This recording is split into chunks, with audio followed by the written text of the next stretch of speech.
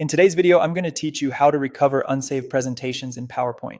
Maybe PowerPoint crashed, your battery died, or you closed a file before saving. The good news is that PowerPoint often keeps temporary versions you can bring back in just a few clicks, and I'll walk you through it clearly so you can get your work back fast. Start by opening Microsoft PowerPoint on your computer. Click the PowerPoint icon or launch it from your Applications menu. If it's already open, you're all set to continue. At the top left, click the File tab. This opens the Backstage view where you'll find options listed down the left side for managing your files. Choose Open. This area shows recent files and locations, and it also gives you access to anything PowerPoint managed to capture even if you didn't save before closing. Now look for Recover Unsaved Presentations and click it.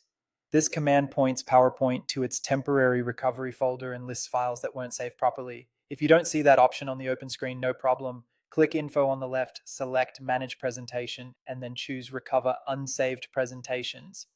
Either route will get you to the same recovery folder. A file window will appear with available unsaved files. Scan the list for names that resemble what you were working on. Sometimes they'll have a generic name. Check the modified date and time to spot the most recent version. You'll typically see files with .ppt or .pptx extensions.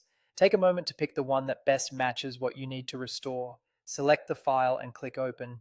PowerPoint will load the presentation, usually showing your slides just as they were before the interruption. Review a few key slides, titles, images, or any recent edits to confirm the content looks right. Before doing anything else, save your recovered work so you don't risk losing it again.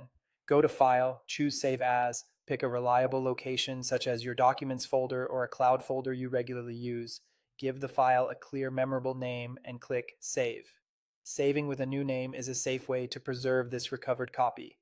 A quick tip to prevent future headaches: make it a habit to save regularly as you work.